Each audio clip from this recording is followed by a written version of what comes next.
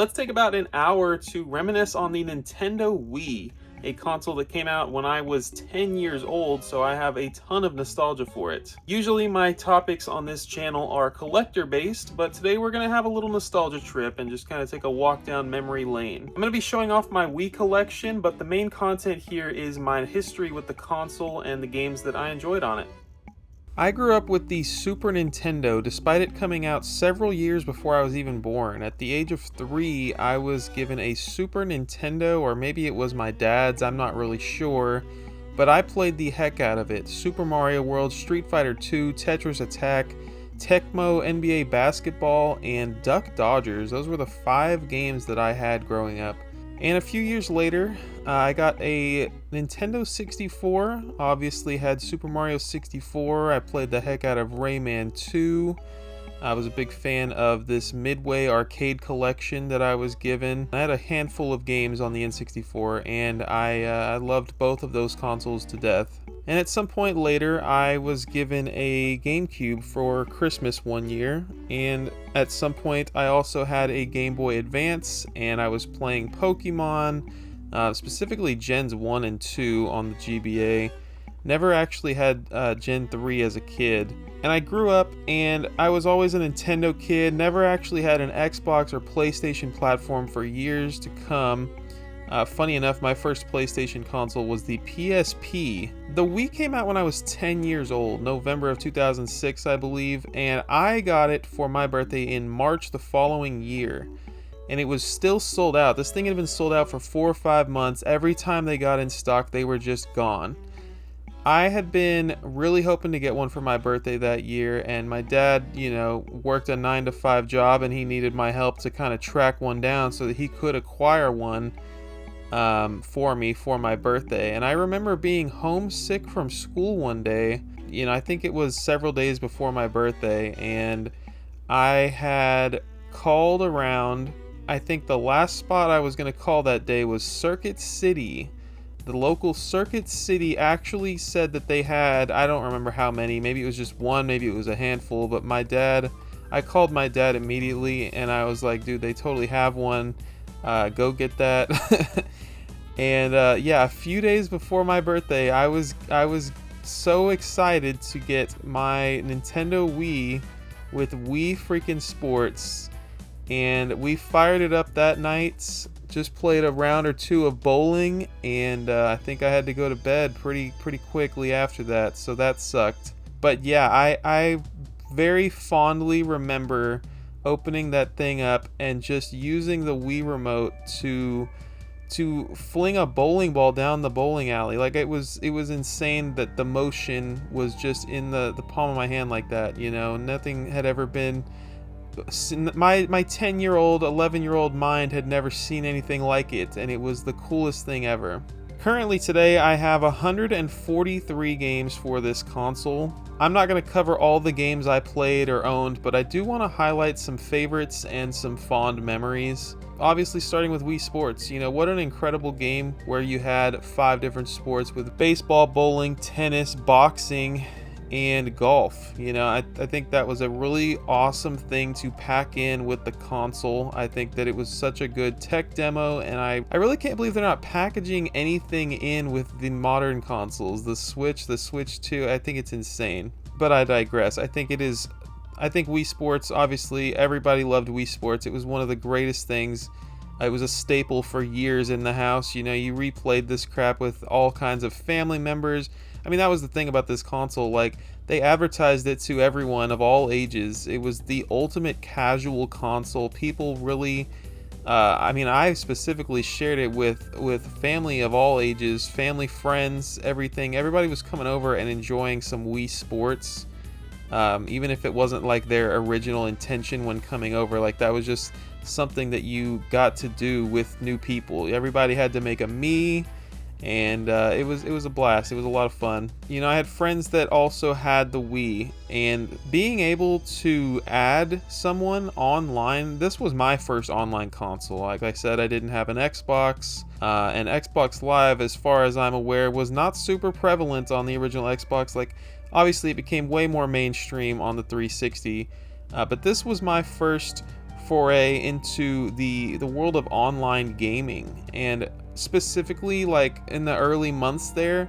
I don't remember how many of my friends had a Wii at this point, but when they started to get Wiis, we would add each other with this insanely long code to be, you know, your stupid friend code, because Nintendo is the safest, most child-friendly company in the world. They don't want you posting your username online and getting weird messages from weird people, so they give you this really crazy long code. My friends and I used the absolute heck out of the Wii messaging. You know, you could send somebody a message and then you would get this neon blue light just you better pray your friend's not sleeping when they get this message, because it is just a absolute beacon of a light that shows up on the front of the Wii. But after Wii Sports, I got Twilight Princess. This might have been a birthday present for me or something, because I had just gotten the console. But I never played Twilight Princess on the GameCube. I say never. I didn't get to play Twilight Princess the few months it was out on the GameCube. So I got it on the Wii. And I was so excited to swing the sword with Link using the Wii remote. Famously, they switched him to be a right-handed guy and they mirrored the entire game. I remember my friend had this beautiful hardbound guide, and he was always like, okay, it says go left here, so make sure you go right, because it was literally backwards from the GameCube version. You know, they famously reversed the entire game so that he could be right-handed on the Wii. I had been a little bit of a Zelda fan. You know, I'd played Ocarina at this point. I'd experienced some Wind Waker, though I didn't own it. I was a moderate Zelda enjoyer at this point, and Twilight Princess was the first one where I really was able to enjoy it during the time where it was a big deal, I guess, even if it was several months late. But I loved this game. I thought it was fantastic. I loved how dark it was, especially compared to something like Wind Waker. I really appreciated the art style and everything. Just a credible game. And so I'm going to kind of go in chronological order here with the games and also the channels that were available that I recall enjoying. And, you know, you started out with the basics. You had the news channel. You had the Wii Shop Channel. You had the photo channel, all that nonsense. But then there was the Everybody Votes channel came out just before I got my Wii. And I downloaded this, and it was just like this random place where everyone could get online, and it was a freaking community where you could just vote on some random poll and see results once it closed. Once again, just like really enjoying the early community of online gaming, I guess you could say. This isn't really a video game, but I loved to come home from school and check on the Wii and check on Everybody Votes channel, see if I had messages from friends. And you know, it became this really cool community, and I played outside a lot as a kid, but I also really enjoyed the Wii and just like checking on, you know, sending messages to friends. You know, I don't know why, but it was before I probably even had a cell phone. I don't remember how old I was when I got a cell phone, but this was the early days of messaging for me. You know, I think AOL Instant Messenger was still around at this point, and I was calling my friends on their home phones to see if they wanted to hang out, or sometimes I would hit them up on the Wii and I would message them. I'm not even kidding. I would message friends, and we would you know, there was the photo channel as well, so if you had like an SD card or whatever, you know, you could take screenshots of your games, and you could do all this cool stuff and edit your pictures and stuff and send them to friends. Like there was something fun about messaging on the Wii. There was all kinds of cool stuff you could do while also being very limited. I'm not blind to that. In May of 2007, we got Mario Party 8. And I didn't have any of the GameCube Mario Parties. This was actually my first Mario Party that I owned. I had played a ton of Mario Party 3 with my cousin. I loved that game. I still do. It still holds up really well. But this was my first Mario Party, and it came out in May of 2007. Not necessarily the best Mario Party, but I think it has some really solid mini games, and I think that it got the job done. You know, I did a whole podcast on Mario Party and the history of Mario Party not too long ago here on the channel, but Mario Party 8 was the only Mario Party for years, and this was after 4 Well, this was after like 1 through 7 came out almost yearly, I don't remember, but they were like almost annual games. And then the Wii comes out, they give you this game in 2007, and that was it. Mario Party 9 didn't come out for a few years, and this game sold millions. This game did incredibly well, not because it was like a 10 out of 10 game, but because it was freaking the only Mario Party, and it was like, yeah, of course I'm gonna have Mario Party on this console to play with my friends. Yeah, obviously. So I played the campaign. I think there was a story mode on this game. I played the heck out of the multiplayer. You know, I have a lot of fond memories of this, you know, cramping 3 other friends or family members all into one room to try to play this game. Great times. And then possibly this game is absolutely a top 10 game for me of all time. Guitar Hero 3. I know people played Guitar Hero on the PlayStation 2, the Xbox 360, the freaking PS3, everything.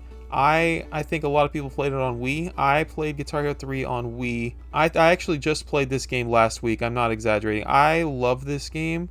It is a fantastic video game. This is where my love for, well, I don't know, I haven't played a lot of rhythm games, but I think that I would love so many other rhythm games. Guitar Hero 3, incredible game. Came out in October of 2007. I played it until my guitar stopped working. Like literally I got the Guitar Hero 3 bundle with the guitar, obviously, and then Guitar Hero Aerosmith came out at some point, and that was kind of my excuse to get a new guitar, if I remember correctly, because, you know, it wasn't that I broke the guitar. I think that one of the buttons stopped working as well, and so I was missing notes constantly, and that was frustrating. And so I got Guitar Hero Aerosmith, and that one was like, you know, good music, great music, whatever, but like wasn't as difficult, wasn't anywhere, there was no difficulty like Through the Fire and Flames, or, you know, Cliffs of Dover, or, you know, all these great songs on Guitar Hero 3. Guitar Hero 3, I think, has still not been topped. I've played every Guitar Hero just about, and I don't think that they ever topped this game, unfortunately. Just like with the song selection and everything about it. I mean, everything about this game was perfect, and I enjoyed Guitar Hero 4 at a friend's house, and that was cool because it had the drums and it had the cymbals and had all this crap. It was their response to Rock Band at the time, and so that was a big deal, but I never owned that one. I didn't own Metallica, but I did play the heck out of Metallica with some friends. Guitar Hero 5 came out. I played the heck out of that at a friend's house. Didn't own that one either. Shout out to, I don't know how many of you know this, you could connect your Nintendo DS's and do like these 2v2 roadie battles on Guitar Hero 5. This is the coolest crap ever, dude. Nintendo allowing you to connect your Wii to your DS and to just like have these extra game modes.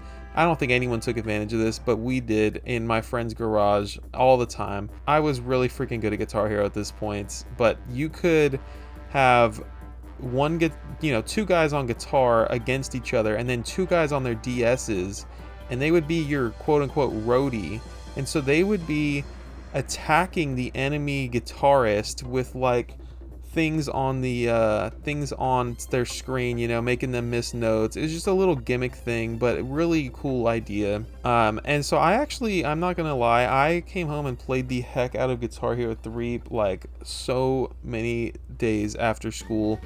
I became so good that I was able to beat, like, I never learned how to use my pinky for expert mode or whatever.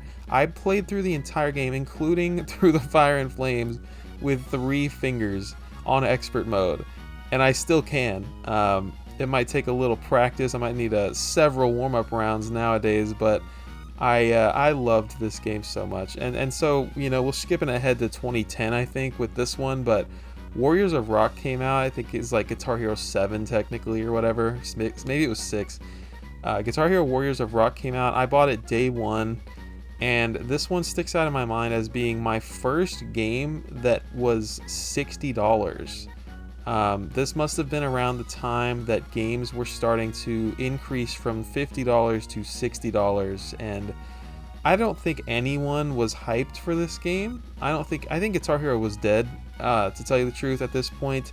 I got this day 1, had it pre-ordered, Well, I don't know if I had it pre-ordered, but I got it day one for sure. The guy at GameStop was like, "Oh, I don't even know if this game's out yet." I was like, "Yeah, it's out, buddy. It's freaking out." Picked it up. I had a $100 bill, and I was expecting to come back with, didn't even think about tax at this age. I'm just like, "Oh yeah, this is a $50 game. I got this $100 bill for my birthday or whatever. So naturally, I'm going to have $50 when I leave the store." I went back with like $35 after tax and everything, and the game wasn't 50, it was 60. So I went back to my car with like $34, $35. I was like, man, this better be a good freaking game, because that was a lot of money. Excellent game. I think Warriors of Rock was fantastic as well. It did not meet Guitar Hero 3 in terms of the difficulty, but it got super close because it had a Dragon Force song. It had I think it had 3 Megadeth songs. It really did have some good music on it and some good difficulty on it. I think it was the closest. I always tell people this because I know no one played it, but I think Warriors of Rock, if you loved 3, is the best follow-up to Guitar Hero 3. I also played Guitar Hero Live on the Wii U. I'm not going to dive into that, but that was actually a very solid game as well. Mario Galaxy came out in November of 2007. Obviously, everyone played Mario Galaxy back in the day. I don't even have to talk about this one for very long. Excellent game. I loved it so freaking much. I know you could unlock Luigi. I don't know if you had to get every star or what, but I did enough in that game eventually to unlock Luigi, started a new file with Luigi, if I remember correctly. I'm pretty sure that was a thing in this game. Yeah, amazing game, fantastic. Wouldn't actually get the sequel until after I became a collector. I don't know what happened there. Never experienced Mario Galaxy 2 until the last maybe 8 years here. Also in November of 2007, you had the Rayman Raving Rabbids 2, and I guess I'm bringing this up because even though I trash on the Rabbids a lot, as far as being a collector goes these days, being a Rayman collector specifically, I don't want the Rabbids stuff. So I kind of bash on them a bit, but this game was actually incredibly fun. It was another 4-player local hang out and play mini games type of game, which you wanted plenty of those on the Wii. And this game had some really fun mini games. I remember specifically one. There was a freaking football game. You were literally playing American football with the Rabbids and tackling the crap out of each other. I could sit here and talk about a lot of mini games from this title. I haven't played this game in, I'm gonna say, at least 15 years. I can't believe how long it's been, but I did love this game a lot. Never played the first one, at least on the Wii. Just a quick shout out to the Check Me Out channel, which also came out in November of 2007. This was basically just a place to upload Miis and, gain clout. You would gain upvotes or whatever for making a popular Mii, and people would, you could download Miis, people were making incredibly cool things that you just never even thought of. You thought you were just making a regular Mii, someone that looks like you or your family or whatever. People were making animals, Nintendo characters, freaking Bowser had a Mii. There was Peter Griffin. There was all this crazy stuff that you didn't even think you could do. You never thought to move the eyes below the nose to do some kind of effect that made it look like, this or that. And it was neat. I really appreciated it at 11, 12 years old. In March of 2008, you got Super Smash Bros. Brawl, and this was kind of a crazy year for Nintendo because the following month we got Mario Kart, which was absolutely insane when you think about it. But Smash was fantastic. Everybody loves to hate on Brawl now. It's slow. It's just the worst Smash of all time. I don't know. I don't care. I pretty much am the type of guy that plays the newest Smash when it comes out, and that's what I do. I played Smash Brawl until the Wii U one came out.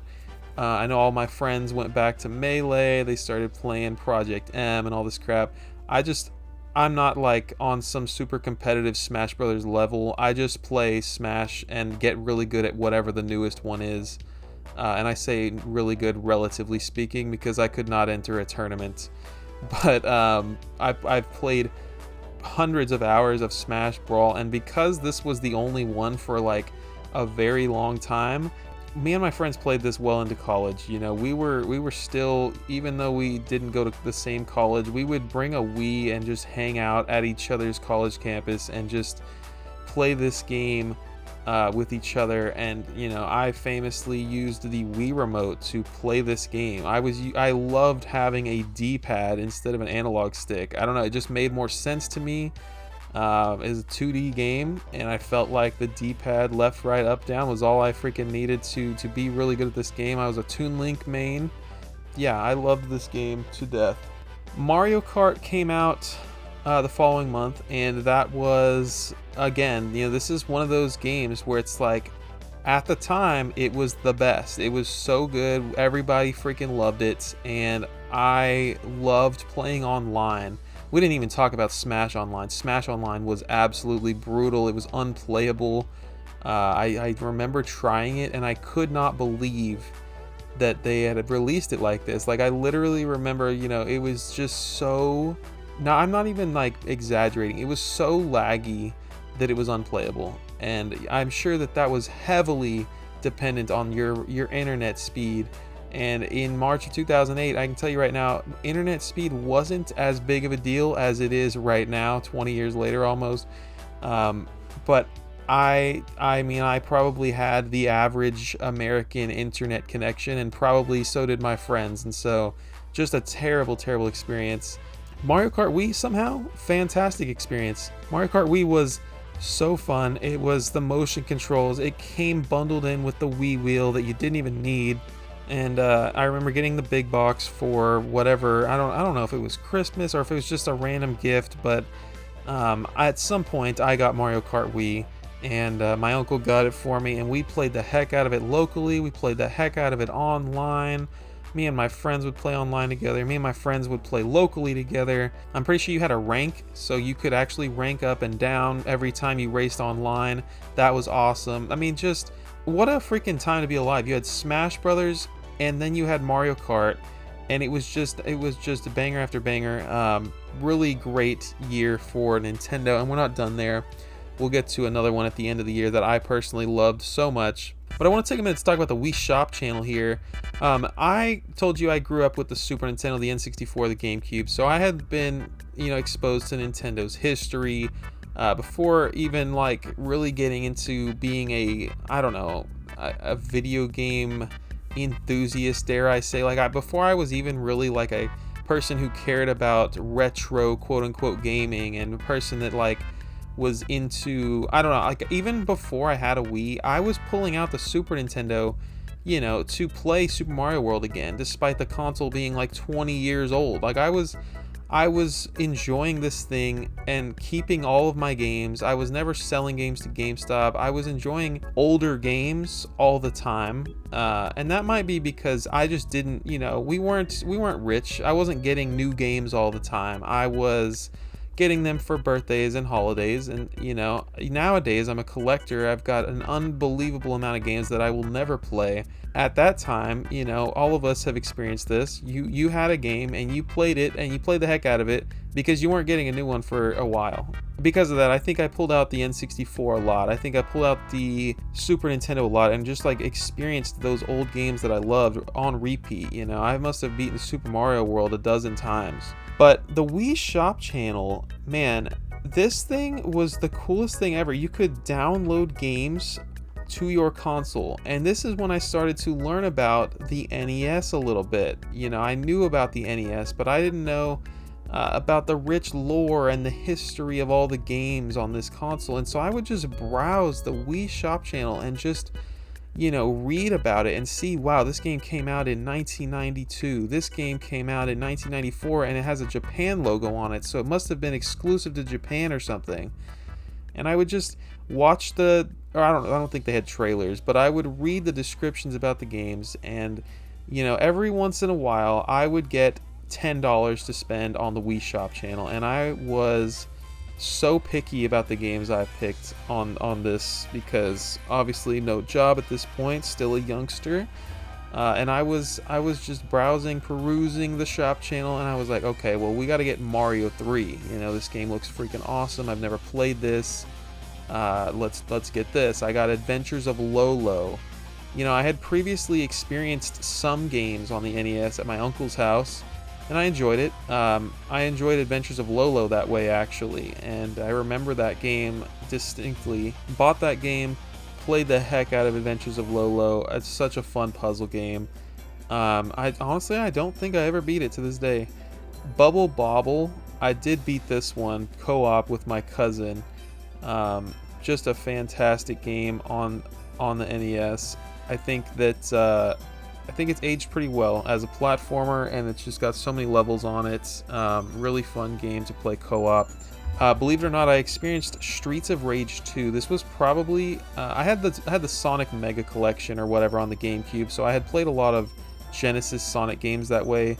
For whatever reason, I thought Sonic was the coolest dude ever as a kid, despite never owning a Sega platform. But, you know, I had experienced a little bit of Sonic Adventure 2 on the GameCube, and I just always thought that the 2D Genesis Sonics were super cool. Always wanted to play them. But anyways, I think aside from Sonic, Streets of Rage 2 was my first Genesis game. Honestly, I couldn't even tell you why I bought this. It wasn't because I was on YouTube and hearing about all the YouTubers talking about how great Streets of Rage 2 is. That wasn't a thing for me in the year 2008 or whatever. I think I must have just found this game on the Wii Shop Channel, thought it looked awesome, read about it, and just decided that was going to be 500 of my 1,000 Wii points right there. And I played this game so much. I got so good at Streets of Rage 2. I played it co-op with friends. I played it by myself. Really loved Streets of Rage 2, and I was playing it on a freaking Wii remote. Great game. You know, obviously nowadays we know that this is like the beat 'em up. No one has ever topped Streets of Rage 2, but like back then I had no idea what I was doing.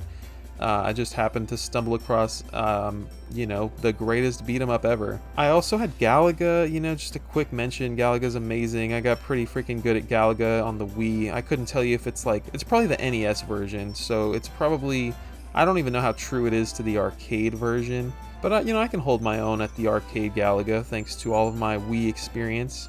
Secret of Mana, this one, I threw it on here. I didn't actually experience Secret of Mana until I became a collector almost, so like, probably 10 or 11 years ago now. I actually bought this on the Wii Shop Channel and played through this whole game co-op with one of my best friends, and she and I had a freaking blast. It was such a good game. It developed my love for the Mana series, and I still love the Mana games to this day.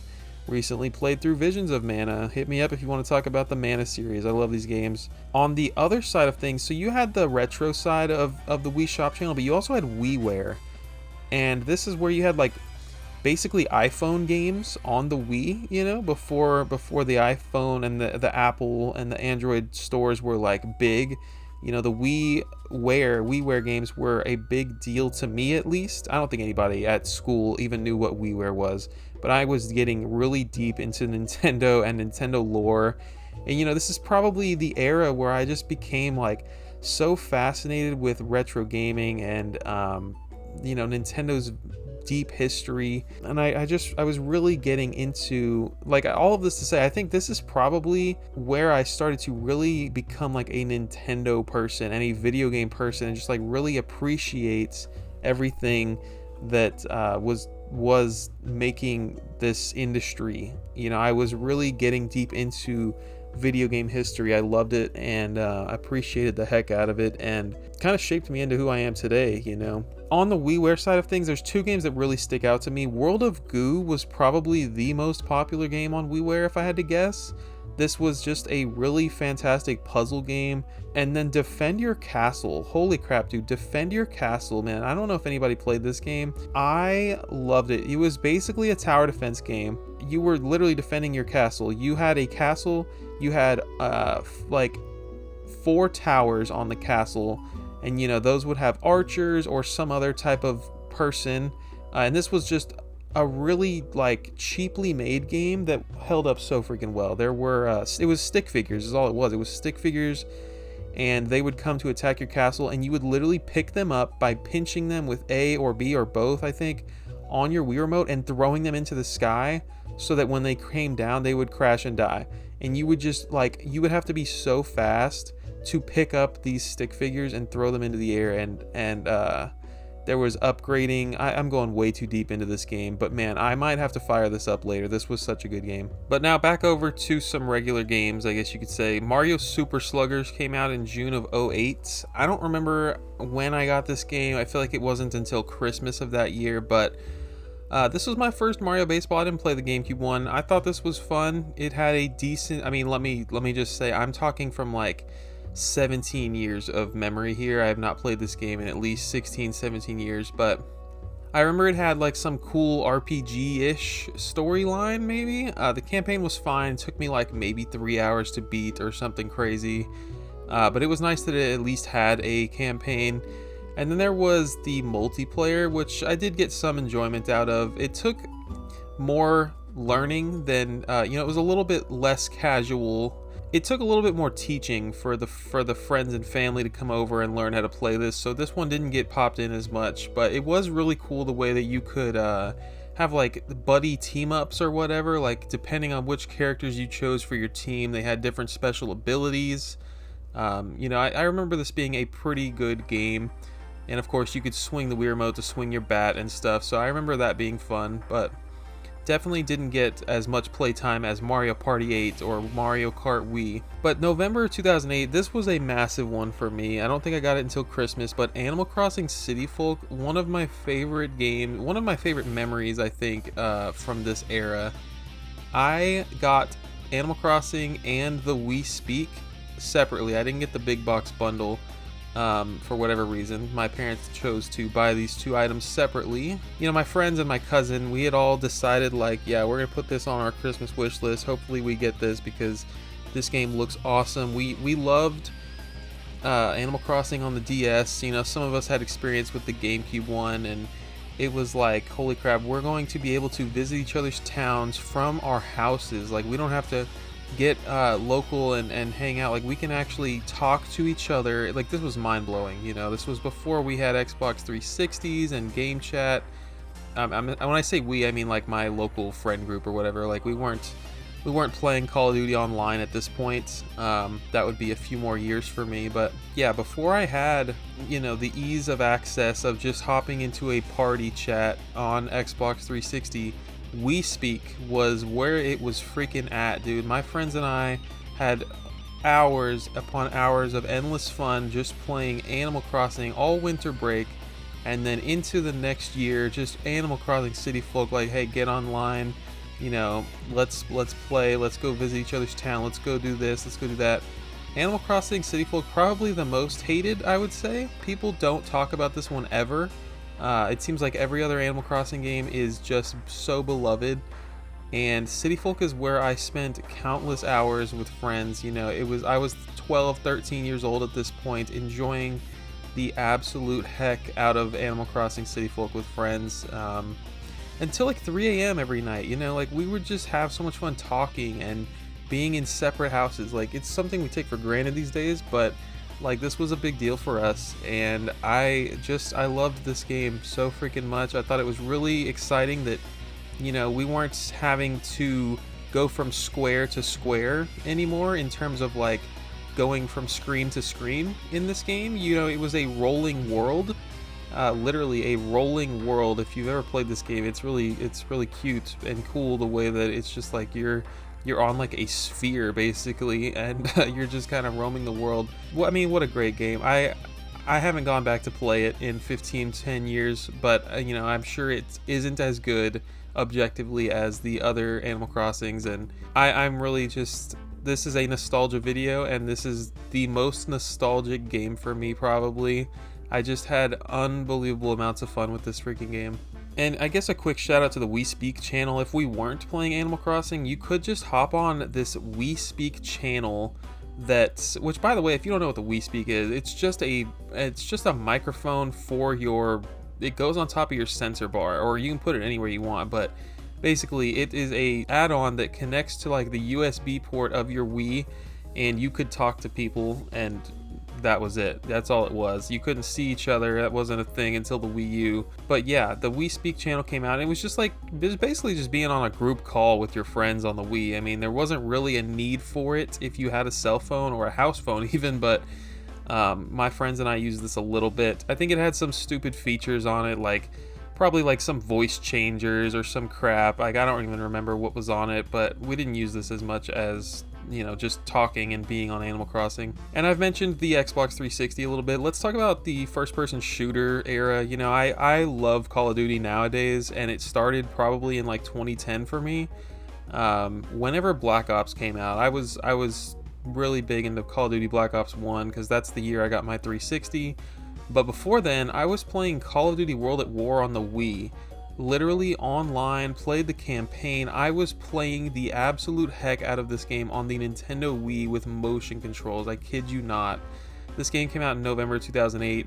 It did not have zombies on it. It was probably the, you know, worst way to play this game, unless it's on DS, then that's probably the worst. But I love Call of Duty, and it started before the 360 really, because I was playing Call of Duty 3 on Xbox. I did end up getting, I adopted someone else's original Xbox and played Call of Duty 3 that way. I played Call of Duty at friends' houses, and I've World at War was the first one I got like and played online, and it, you know, you got to put an asterisk on there because it was on the freaking Wii. I probably played with the same 100 people over the couple of years that I played this game, right? Because no one had Call of Duty World at War on the Wii, and no one was playing it online. So shout out to whoever I played with. I appreciate those memories. But in June of 2009, we also got the Conduit. I got the Conduit here, and this was an FPS, but it was a campaign only. I think it had maybe online multiplayer. I didn't play it online. Strangely enough, this game also featured the Wii Speak. Like, you could use it. I never could get it to work. So actually, yeah, I think I did try to play this online. Never figured out how to get the Wii Speak to work. Probably because no one else was using Wii Speak. Maybe I was just the only person talking and no one else had it or something like that. I don't know. But this was a good game. I mean, it probably doesn't hold up, if I imagine. It probably doesn't hold up well now. I never played the sequel, but this was just a random addition to the... I don't know. I think I asked for this one year, and my parents got it for me for Christmas, and I played the heck out of it. It was a decent FPS campaign. There was one more FPS I wanted to mention here. I rented it and maybe played it at a friend's house a little bit, but Medal of Honor Heroes 2 was incredibly fun. I really enjoyed this game on the Wii as well, but I think I only played that one online. I'm not even sure if... Well, you know what? There was Medal of Honor Vanguard as well. I played that one locally a bit. That just came to my head. But yeah, I enjoyed a little bit of Medal of Honor on the freaking Wii, which I'm sure not a lot of people can say. Now, it was around this time, I imagine, that I actually started to have this issue with my Wii where the console would shut off just randomly. I remember specifically playing Mario Galaxy one day, and I think it was just like the console just like turned off. The screen went black, the console light turned red, and that was it. And I had to turn it back on and try again, and it just kept happening. And what was happening was, you know, I had an uncle who took a look at it and was like, yeah, this thing is hot as heck. And he looked at it and he's like, yeah, the fan is not spinning. You know, he looked at the back of the console, and the fan to cool, the cooling fan for the console was actually burnt out or whatever. It just like stopped working. And I had a pretty dusty... I had pets at my house. I had a cat, I had a dog. There was always some kind of pet hair flying around, and I can imagine there was probably a lot of pet hair in the back of this console, so maybe that caused the fan to get burnt out or whatever. Or maybe it was just an issue with these early consoles. I really have no idea. Regardless of what it was, I reached out to Nintendo, you know, via their website or whatever, and found out that they offered repairs and replacements for cooling fans. So I sent them in my original Wii, and I remember reading about it and them saying that, like, basically we can't confirm that we're going to repair it. We're either going to replace it or repair it. You know, we're going to assess what the better option is. And, you know, I had probably 3 or 4 years at this point of Nintendo Wii save data under my belt, and I was really devastated that I was going to lose all my files and everything. But no, they fixed it up for me and sent it back and put a new fan in there, and to this day it still works great. So that was pretty awesome. Didn't lose my files or anything. I was really happy about that. Speaking of reaching out to Nintendo, I also had a white Wii, early. I told you I got it in 2007, early 2007. I got it before they had that, not a recall, but they started to include the controller gloves with every console. Like the little clear glove you would put on the controller that protected you from destroying something.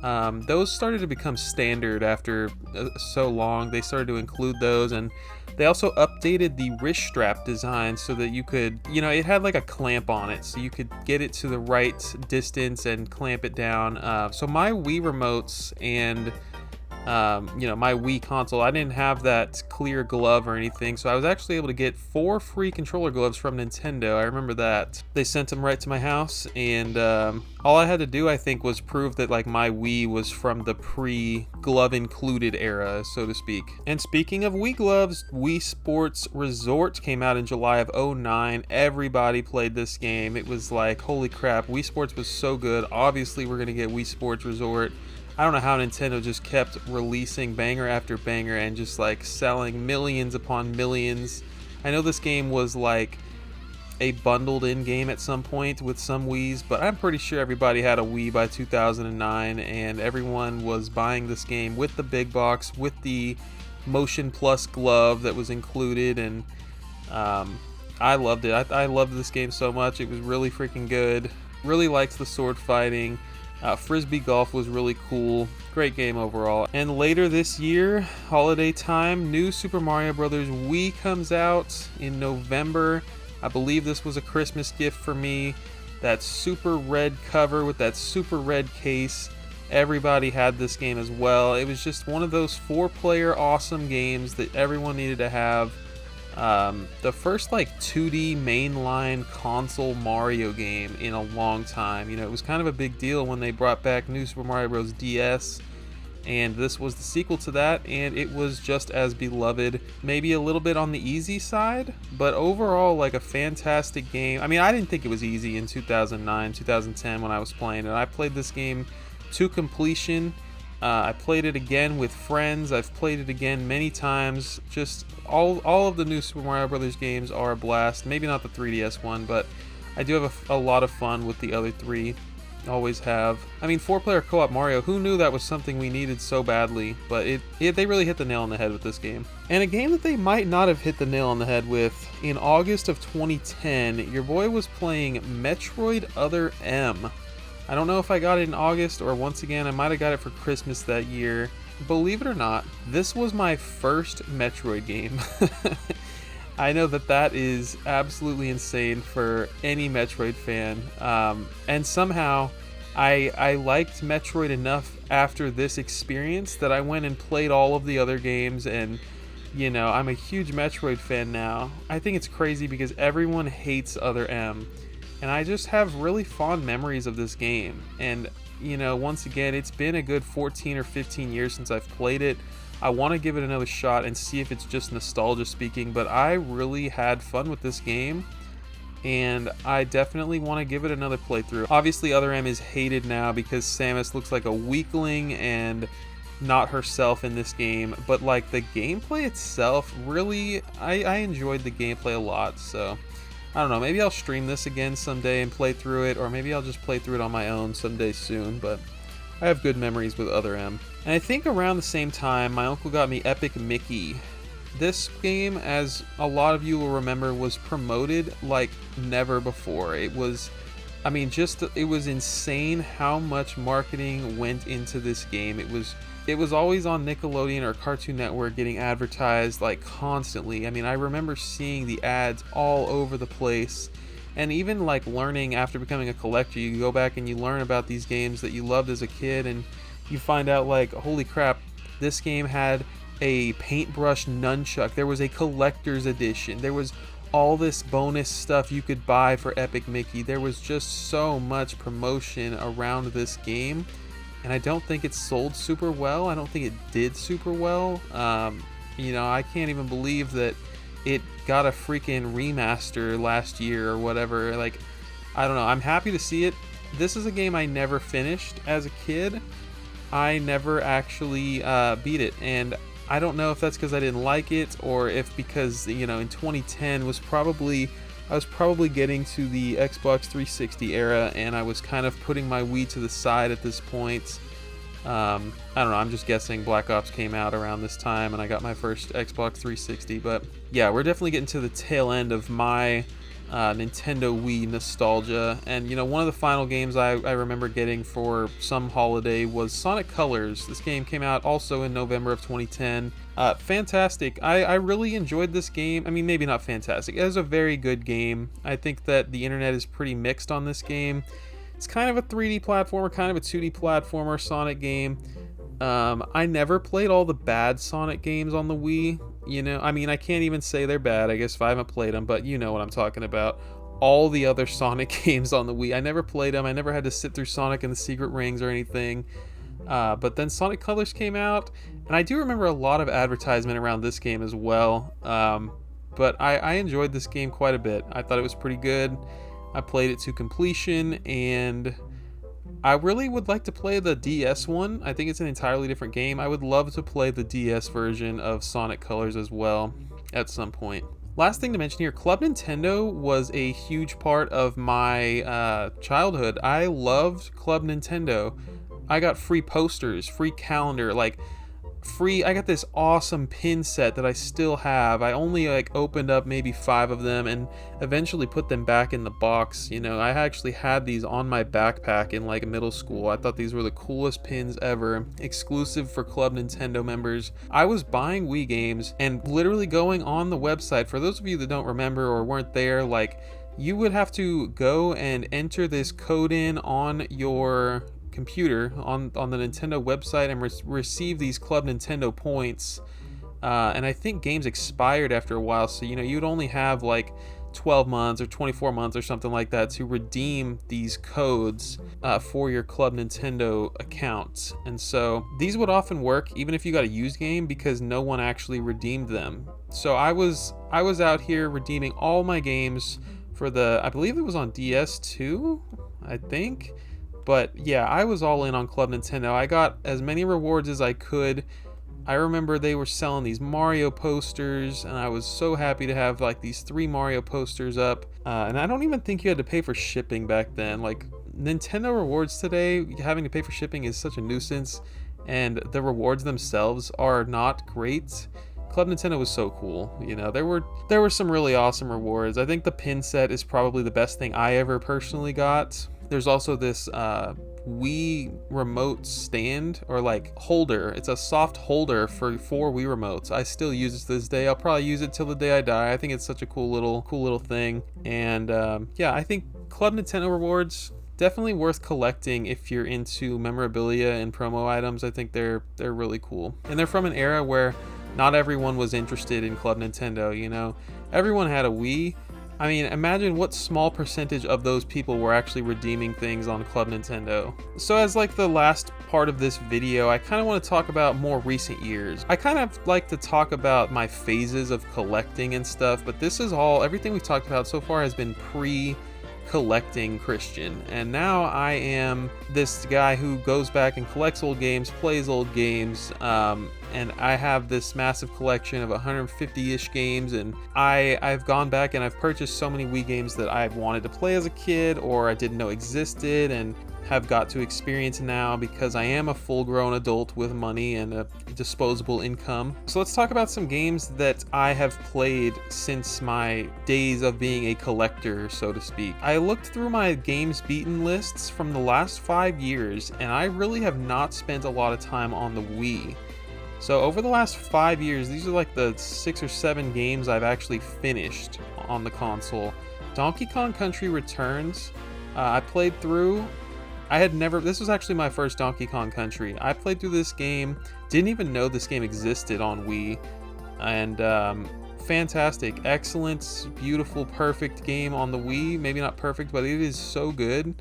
and it laid the groundwork for the amazing Tropical Freeze. You know, what a fantastic game on the Wii. Even with the waggle controls, I enjoyed the heck out of this game cooperatively with one of my best friends. And in more recent years, I played Okami. Actually, I think that was 2023, maybe 2024. I loved Okami. I thought it was a really solid Zelda-like. I thought that the story was good. I think that I'm pretty pumped for Okami 2. And if Okami Den comes back down in price, I would love to get that and play through that as well. I recently played through the Prime trilogy on the Wii U, actually. There was a short time where the Metroid Prime trilogy was $10 on Wii U, so I just bought that digitally. I was like, heck yeah. This was early, you know, maybe 2016 or something. It was early in my Wii U days, and I was a late adopter for the Wii U, but I loved the Prime trilogy. I think I played all 3 games on this trilogy, but you know, I'm including it here because 1, Metroid Prime 3 is a Wii game, and 2, the trilogy itself is a Wii game. I just didn't happen to play it on the Wii. But yeah, I used a Wii Remote and Nunchuck to play all 3 games. Loved them. Excellent games. Happy I did it. Kirby's Return to Dreamland was probably 4 or 5, maybe 6 years ago. I think this was a really good 2D platformer. As all Kirby games are, it was easy, but it was like a good New Super Mario Bros. Type experience where it's just a 4-player 2D platformer. I think one of the issues I had with the game is only one person can play as Kirby, if I remember correctly. So that was pretty lame. Like, that just means you can't suck up powers like Kirby can, so the other players are kind of restricted. I don't know why they felt the need to do it that way, but yeah, I played with one other person the whole game, co-op, good time, fun stuff. This is a Sega rail shooter, Ghost Squad. This is just like a random one. I think the Wii still holds up really well as being this awesome console for rail shooters, and I haven't experienced most of them, but I did play Ghost Squad. I did play House of the Dead Overkill and Resident Evil Umbrella Chronicles. I played all those co-op with 1 or 2 other people. I want to get more zappers in the house. I think I only have 1. So it would be a lot more fun to experience these games with 2 Wii Zappers. And you know, speaking of the Wii Zapper, I did play Zelda, what's that, Link's Crossbow Training. I did play that one back in the day. I actually borrowed it from a friend, and it was such a short game that I was able to beat it, you know, within a couple of days just by borrowing it from a friend, but didn't feel like that one really needed to make the list, but here we are talking about it anyway. Yeah, I would definitely recommend the House of the Dead Overkill. Was a fun one. There's also House of the Dead 2 and 3 that I want to get. I don't have that one yet.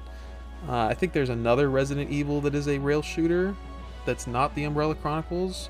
But yeah, there's some good stuff. I would recommend all 3 of these. Ghost Squad was very good too, but it was just like, it was really short. You know, it was a game that you could totally beat in a sitting, or like 30 minutes. Like, it's literally an arcade port, I think. So don't expect a long game, though it does have multiple paths and some replayability. Mario Galaxy 2 is also one I've played, but that was probably 10 years ago now. That was early, back whenever I first started becoming a collector and getting into old video games again. Mario Galaxy 2 was fantastic. Honestly, I can't even tell you what I liked or disliked about that game compared to Mario Galaxy 1. I don't know which one I prefer because I just kind of played through that game and beat it and haven't touched it since, but I remember it being pretty great. And I think we'll wrap this up with some future collecting goals. You know, I am a collector, and this video wasn't really focused on collecting video games. This was more of a nostalgic walk through time here, but future collecting goals, the Prime trilogy, I don't own it. I would love to own it, and it is a beautiful steelbook with a slipcover, I'm pretty sure. That is something I absolutely need in the collection. I never had a desire to play the Mario 20th or 25th anniversary All-Stars nonsense. You know, I think that's a really cool collectible, but there are so many ways to play Mario 1, 2, and 3 and the Lost Levels these days that is really not something that I'm going to be popping into the Wii anytime soon. I really want Mario Party 9. You know, I think everyone wants every Mario Party. That's just that's a staple for your collection anyway, but Mario Party 9, obviously another 4-player minigame compilation that I would love to experience with some friends. I would love to try all the Mario parties. Kirby's Epic Yarn, I think this is 2 or 4 players. Another, I guess it's not really a platformer. I don't know, this one is very unique, and you literally get to draw your route, your map on the screen, I think. I don't know. I haven't seen a lot of gameplay. If I don't enjoy playing it, I will definitely enjoy owning it at the very least. And I think this one even got ported to like 3DS or Switch or both. But you know, I gotta have it on the Wii. Gotta get that original release. Xenoblade 1 has been ported everywhere, and I really would like to own this game on the Wii. Definitely not gonna play it on the Wii if I ever play this game at all, but I would love to own this game on the Wii, first release, as always. Fortune Street, weird Squaresoft and Mario Party like compilation thing. It's like Monopoly, I think. I don't know. This game has always intrigued me. You know, Square and Nintendo have had like an interesting relationship. Shout out to Mario Hoops 3-on-3. I loved that game on the DS. But Fortune Street, yeah, man, I don't know why this exists or who this was marketed towards, but I would like to play that game. Pokepark 1 and 2, I don't even know what the gameplay is. Just, I want the Pokemon games on the Wii, so let's throw those in there. And then Dead Space Extraction is another one of those rail shooters that I would love to play on the Wii. And I've never played through the real Dead Space games, so maybe I should go experience those first, or at least one of them, right? Like, I should play through Dead Space 1 before I start playing this random rail shooter spin-off. I don't know. So that's my nostalgia for the Wii. I have talked about it a little bit here and there on the Unlockable podcast, or just anywhere on, you know, probably on the streams I talk about it a lot, but man, I do love the Wii, and I really just wanted to make a video. I had no idea it was going to be an hour long, where I talk about my love for this freaking console, my nostalgia with this console, but I had such a great time making this video, and I hope that you guys have enjoyed it as well. You probably can't do this type of video for every console, but you know, I could totally do it for something like the DS or the GameCube. You know, those were the consoles where I actually had more than a handful of games. You know, people always say your favorite Zelda came out when you were 8 or whatever. Like, those are the consoles that were available to me when I was like 8. And I had a Game Boy Advance, but I didn't have a lot of the GBA staples. Like, my biggest memory with the GBA is playing Pokemon, you know, Gen 1 and Gen 2 Pokemon. It was never the GBA Pokemon. Whereas on the DS, I played Heart Gold for dozens of hours. I played Pokemon Diamond for hundreds of hours. I played New Super Mario Bros. DS for way too long. You know, I have a lot of fond memories from the DS, the Wii, the GameCube. Back in my prime, my video game prime, if you will, the prime of my nostalgia years. I don't know. Let's wrap this video up. I don't even know what I'm talking about anymore. Thank you guys so much for watching, and let me know what you feel about the Wii. Is this a garbage console? Is it even worth collecting in 2025? Or do you love the Wii? Let me know your comments down below, or join the Discord. And I'll see you guys next time right here on Bird Dog Gaming.